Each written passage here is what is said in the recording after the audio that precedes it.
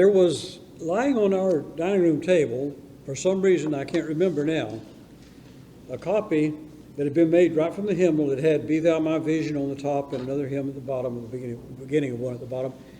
And I noticed it one day while I was eating lunch, home alone, eating lunch. And I usually eat breakfast alone, and then we have a big time at supper. But anyhow, I noticed it, and I got to looking at it. I read through that hymn. Now, the one I had been copied out of our blue hymnal, so we only had 3 verses to it. So that's the words I'm using here tonight. As I read it through, I always enjoyed this hymn very much. I decided maybe that'd be good to memorize. So I left it on the table day after day after day after week after week after month. And it has probably been 5 or 6 months now, and I've almost got it by going over it with the meal very frequently. But as I went along, I also began to realize, well, this is a prayer. Of course, many of our hymns are prayers, and this is one too. And I thought it'd be a good prayer to pray, because all the requests, the suggestions here are wonderful for any of us.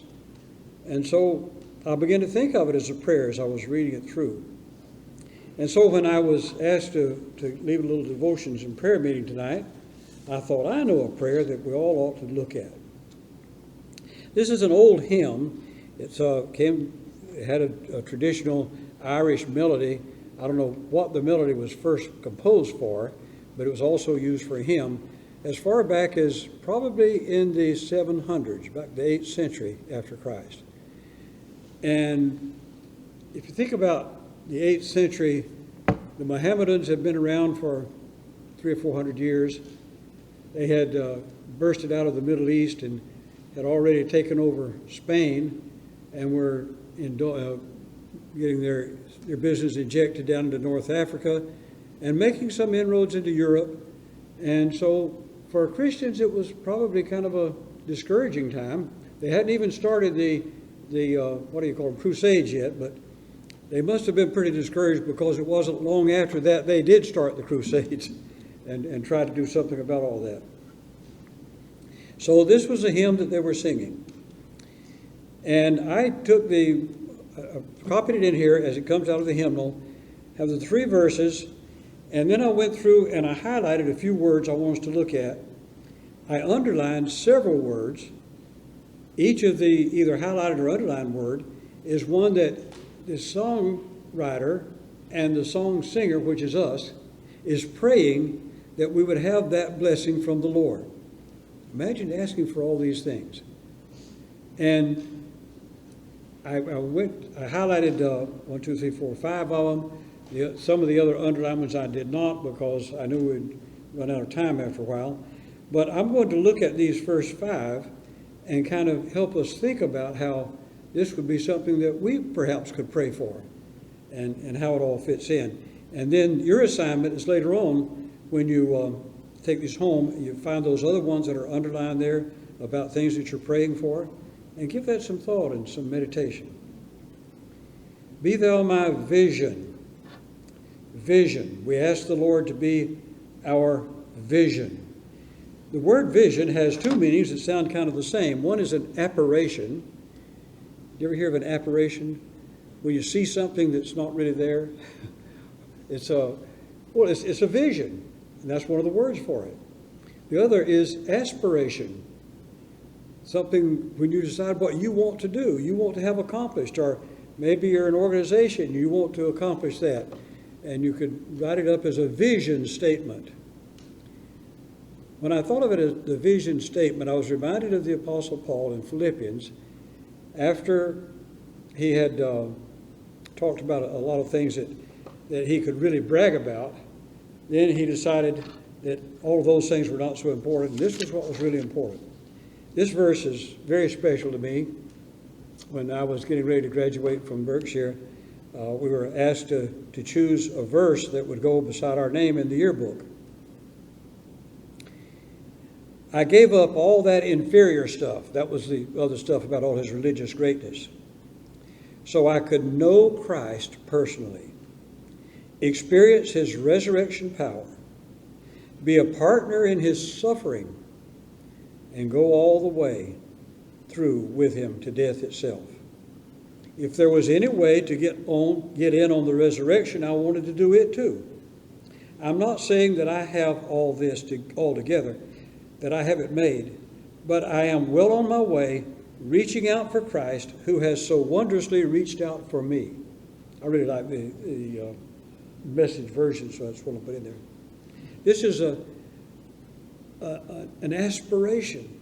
This was his goal in life. This was what he wanted. This is the vision he had of how his growing life of discipleship should work out. Now, the first phrase there, that I would know Christ, of course, that's the God did it. Anybody doesn't want to know Christ? Everybody wants to know Christ.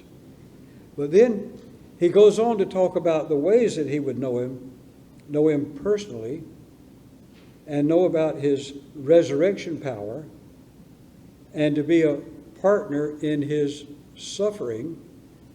Did you ever pray for the blessing of suffering for Christ? Earlier in this same epistle, he told the Philippians that it had been a gift to them that they had suffered. Even to die as he had in sacrifice. And then, so I might hopefully attain to the resurrection. This is a great vision, isn't it? It takes us all through life and realizes some happy things and some sad things, but finally some ultimate glory. Be thou my vision.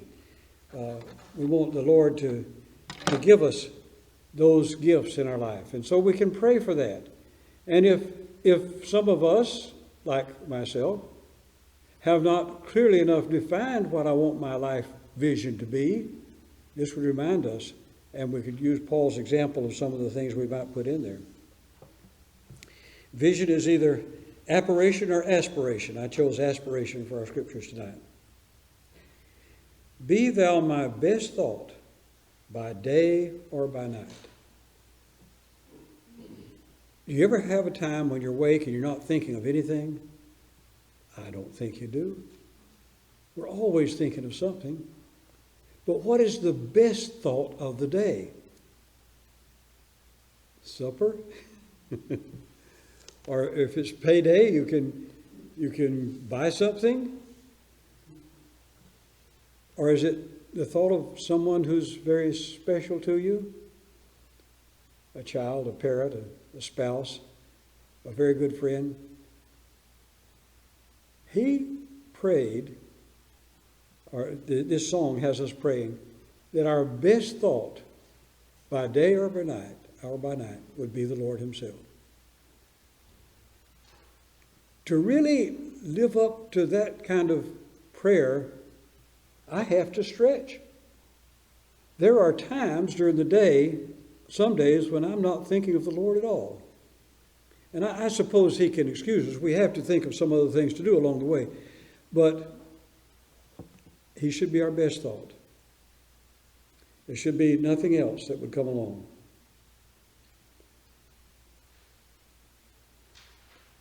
All else be naught to me, save that thou art.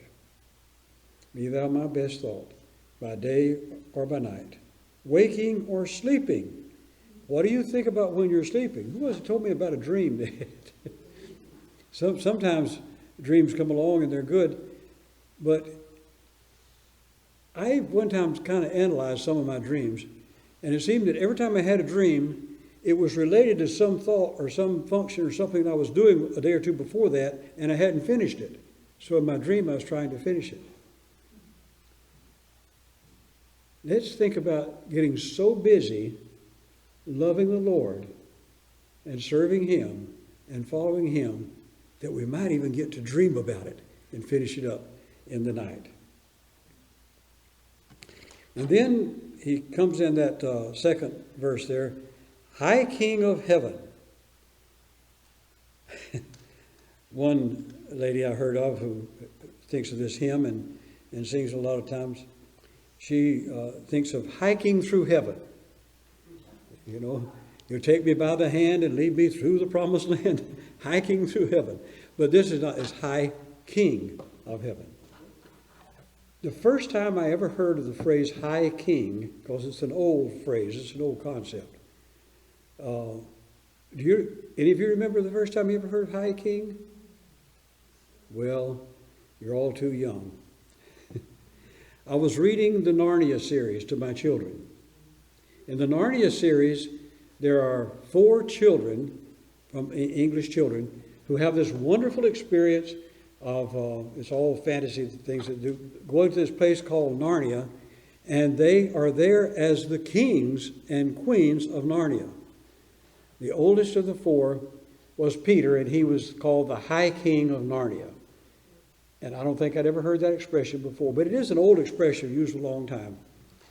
Some of the real big shot kings through the years have been high kings, and there would be other kings from smaller dominions under them, and that's the reason they were called the High King. And so this is the High King of heaven, not the High King of France or the High King of England or the High King of Dowling Park, but the High King of heaven. And I think that's a wonderful concept to think of my Lord as being not only the boss, but the boss of all the bosses. The High King of heaven. And he says that is his treasure. What do we treasure? I used to have a shotgun I really liked really well. Well, that leads into a lot of other stories. But most of us have something or some concept or some place that's a very special place, and you put it in your tokonoma. The tokonoma, is that the right word? In Japan, is the place in the living room that you have set apart for something very pretty, something very special. It's a place to display your treasures. High King of heaven is our treasure. And in that first one, he talks about waking or sleeping, thy presence is my light. Now, you don't want too much light when you're sleeping, but you might get a bright idea in a dream sometime. I know because I did it. I had a combination lock. I don't remember when I got it, maybe in high school when I had lockers, but I had the combination. I'd used it a lot of times. I knew the combination. And then I didn't need it. I set it aside and forgot about it and forgot the combination. One day, the need came up for a combination lock, and I found it. That was surprising that I found it. But then I couldn't remember the combination. And I tried and tried and tried, and finally I decided, well, I have to get another one and set it aside. That night I had a dream. And in my dream, I was opening that lock and remembered the combination. And when I woke up, I could remember the dream and the combination, and I used it. So sometimes you get something good out of dreams. But maybe a good way for us to meditate upon the light that he is for us in the night is the first light that we'll see in the morning. Oh, I forgot about the best thoughts. Well, you have them in your notes there. Paul gives us all the best thoughts that come out that are the best things to think about. But I chose another verse for light. Your word is a lamp for my feet and a light to my path. Now, why do you need both a lamp and a light? Well, a lamp for my feet and a light for my path. And another translation of that is a lamp for my steps and a light for my way. There may be a street light on the corner that will illuminate that area, and you can walk along through there. But if you have a flashlight with you, you can pick out each step you're going to step on. And if you're looking for a $10 bill you lost this afternoon, you need the little light that's bright for that particular place. The light of God's revelation and guidance for us in life, first, is a lamp that makes us think of all of our environment in a different way as he lights it up, and we can understand it better. The second is the flashlight for our feet, the light that shows us each individual step to take, and sometimes he guides us along the way. And we already did the High King. I guess we got them all, didn't we? So my idea was that we'd look at these that I had highlighted, and then, since we didn't have time to do them all, you could take your papers home, and when you're meditating upon this hymn, sing it, then go back and meditate upon each one of them, and find some lessons from some of them that we skipped. Wisdom, first in my heart, my treasure, heaven's Son, heart of my own heart, and ruler of all, think of some of the things that you want to pray that God would be for you. Let's sing the song.